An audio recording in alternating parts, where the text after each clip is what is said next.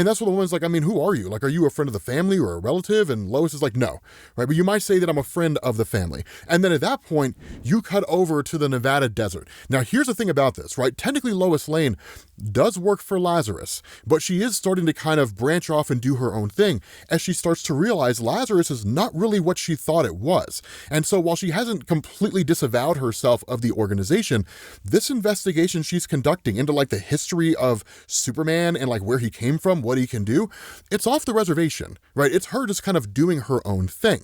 And so what you do is you pick up with a conversation between Brainiac, the guy that kind of controls Lazarus and conditions them, which seems to be more of an artificial intelligence than anything else, and some person who exists out there. Now, the cool thing about this is we are actually going to get this indication that Brainiac is an actual living sentient being. Now, whether or not his story fits in with the main DC universe, right, a 12th level intellect and yada, yada, yada, we don't know. The absolute universe is a lot more grounded than the normal DC universe is, so we may not necessarily see those crazy flights of fancy that you would see in the main DC comics.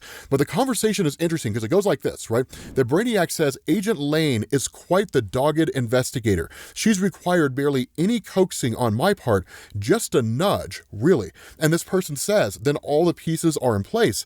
And that's where Brainiac says, yes, I believe they are. And so that's where this guy responds.